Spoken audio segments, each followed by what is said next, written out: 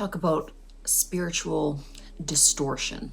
And really, this is about conceptual distortion that prevents you from existing and being the highest calibration of your beingness that is, available to you here on earth. Now, first of all, I want to talk about the concept of obedience and how I think it has been mispresented through the dissemination or the spreading of information, through normal human channels, whether that is books, lectures, preaching, teaching, you name it. Now, this is where, again, human beings get the idea of obedience very wrong. And it's often taught that, we are to obey whether it be 10 commandments or the rules of the creator or whatnot. Now, obedience is, again, something that is constrictive, not expansive. So it is something that a being, a person, an animal that is being obedient is doing that action or acting that way out of fear. It is not out of love. So it is really important that it's not taught incorrectly. How it should be taught is that one should acclimate the self due to insight. Insight is expansive. Insight is something that the consciousness attunes itself to because it becomes part of it. And what I mean by that is, in a simpler term, it is a choice that you make because it is best for you, and it is best for you because it creates great things in your life. And it brings you joy, it brings you happiness. So it's not about being obedient because you're in fear of judgment, condemnation, purgatory, hell. That's not a reason to be obedient because it's not authentic. The reason you should want to reach for higher ideals of your own existence is because your heart chooses it, your soul, the actual makeup or blueprint of what you are needs to be that, to be its authentic self. And it's a choice. It's a point of almost mutation.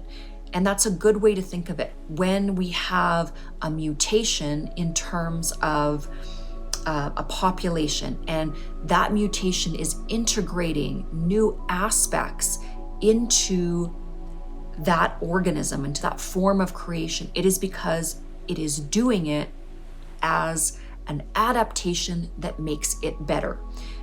This is why, as you assimilate spiritual teachings or higher vibrational thought forms, actions, ways of being into your character, or another way to look at this is at the soul level integration, you will be able to manifest a more beautiful outcropping of your experience, in terms of the three-dimensional world.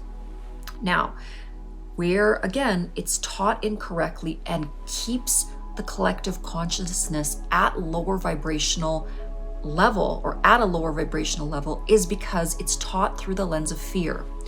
And when it's taught through the lens of fear, those that are taking in the message are going to be doing it not out of the totality of their own true understanding, but because they are in fear of not doing it due to consequences. And so it's sort of a counterproductive way of helping those with ascension. It actually doesn't really help them. They may acclimate, they may follow, but they don't have the understanding truly of why they are doing it. It's an obedience thing. The other concept I want to look at is this concept of worship.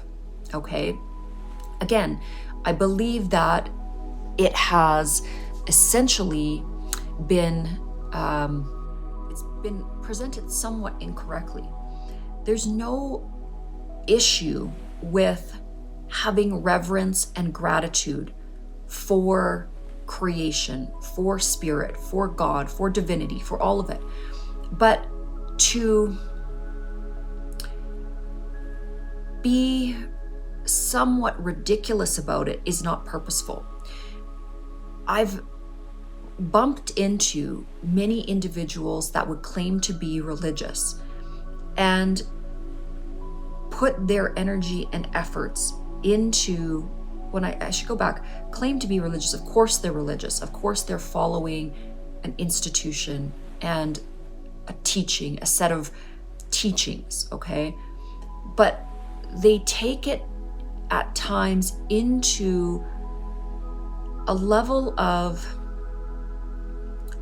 misunderstanding, in the sense that, again, they're utilizing their life force to not do the good things that are in front of them, the acts of kindness, the acts of compassion, the acts of love, and they're looking at idols. So whether, whatever that three-dimensional thing is, whether it's a building, whether it's a symbol, and just pouring all of their energy into this building, this, a certain structure of, word forms that are repeated. Call them, incantations or prayers. And there's nothing wrong with that, but it's not the energy of expansion. It's not utilizing the mechanisms of the mind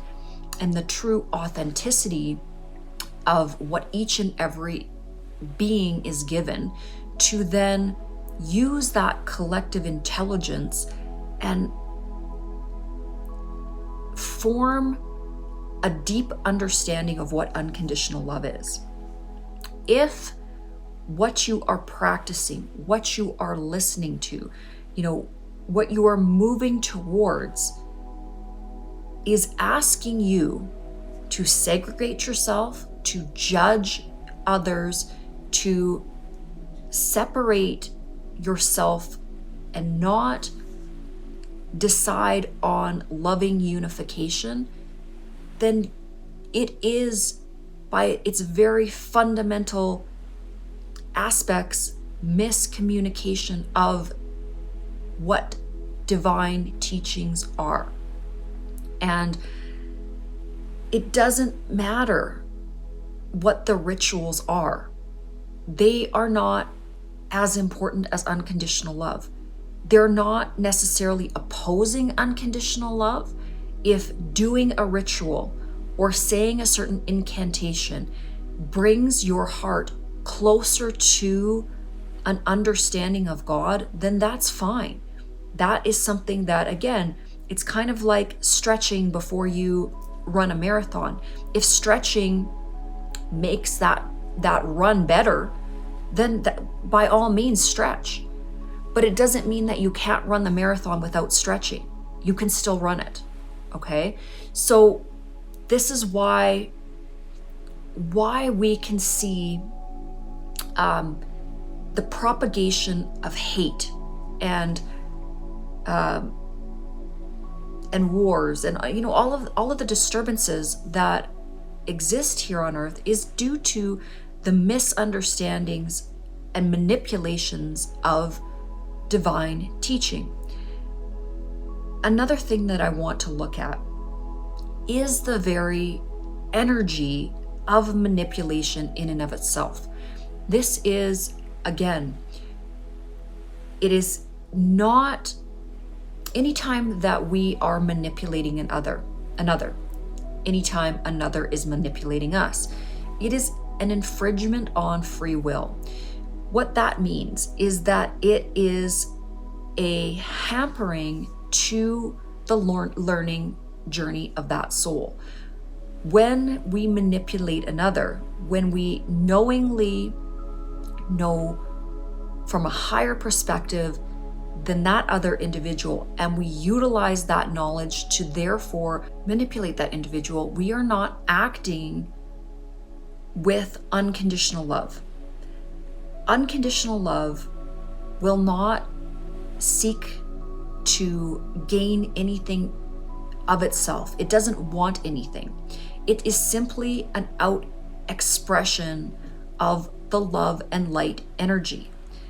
Just like the sun shines down on the earth, it's not asking anything back from earth. It loves the emanation of its energetic light, whether it be the trees, the flowers, the beautiful diversity of life, and all that is or has been, or the continual outcropping of this creation that exists here.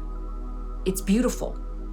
It is, in a sense, this is one of the most beautiful ways we can look at the manifestation of love and light, okay?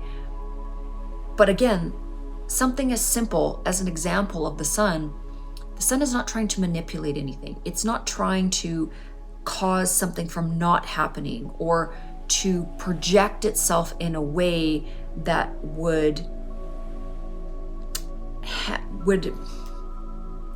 decrease the natural evolution of what's happening on planet Earth. So therefore, we have to rise up to a higher level of understanding. We have to move away from the desire to control, because the desire to control or manipulate or change what others are doing is a constricted form of consciousness. Anything that seeks to constrict, restrict, prevent, that is the energy of contraction. Okay? It wants to box in something it does not understand. And I'm also wanting to make sure that I don't teach this as right and wrong. Constriction is not wrong. It is just lower vibrational. Expansion is not right. It's just higher vibrational. And on the spectrum of creation, one can move up and down, just kind of like the game of snakes and ladders. You can go up, you can come down. You can learn through expansion, you can learn through contraction. There's different lessons in each, and each supports the other because of I'm looking for the right word, but the multiplication of wisdom that happens when we combined contraction and expansion in the same vortex of evolutionary learning. I know some of this stuff seems a little bit confusing. It does get hard for me to teach because I can picture it in the energetic world, but trying to bring the concepts down to a level that humans can understand, sometimes I find a little bit difficult. So, and I also want to put a caveat to this. I'm not saying humans because I feel that I'm somehow, sorry, I just had to check the time on that, outside of being a human being. I understand that I'm in a human vehicle. I understand that I'm experiencing a human lifetime. And whatever that means, again, is great. I don't judge it. I don't worry about it. I definitely will say that wherever my consciousness streamed from, I do have a bit of a difficult time being in a three-dimensional vehicle, being in a body is the best way that I can explain it. I find it cumbersome. I find it difficult to maneuver at times for me. And I'm just explaining it through, so without seeming really creepy or weird, it's just almost like being in a machine that seems like a really outdated model, and really kind of like the nuts and bolts aren't properly, tightened in a certain sense. And I've always felt that way in this particular body, in this particular lifetime. And,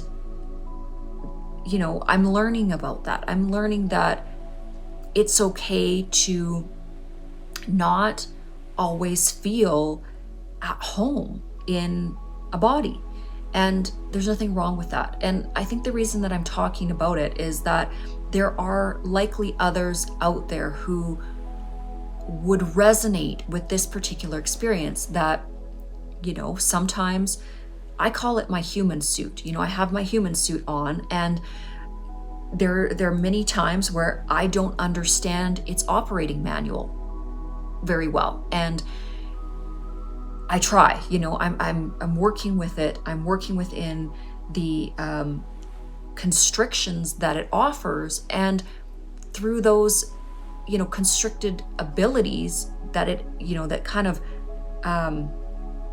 capture my consciousness, I learn to be very humbled. I have learned a lot of humility in this body, and it served me very well. And so again, I'm very grateful for the experience. And, having this gratitude is probably one of the most beautiful lessons that I've been able to integrate into my soul's blueprint, is immense gratitude for all of it. The highs, the lows, the losses, the suffering, the pain, the heartbreak. And then on the other side of things, the excitement, the not knowing, the tangible, three-dimensional, tactile experiences. It's very interesting to me. And really seems to never get old from that aspect. So I'm gonna wrap this video up. Again, kind of a strange video. I'm getting a little bit more comfortable talking about these things and sharing them, so they may get increasingly divergent in some of the things that hopefully I aim to teach here. If you do like this kind of information, please leave a note in the comments. If it frustrates you at all and you're not understanding it, please leave comments like that as well. I hope to be able to explain it as best I can through a lens of non-judgment, through a lens of loving energy, healing energy, and to not create any disturbances in terms of the free will system here and the other institutions that have already really taken root here. So I'm always trying to keep this in mind when I teach. I always hope to never offend anyone. I know that that's very difficult, but also remember that if there is something that is offending, try to drop into an understanding of keeping an open mind. I'm not trying to teach anything that is a religion or anything like that. What I'm trying to teach is our similarities, that we can see this beautiful thread of divine energy throughout all teachings, and try to recognize if there has been any misteaching that could show up within any of them that lead to the separation of the human family. Because separation and attack is not divine light and love. Okay, I'm going to end it and stop this video before I keep rambling.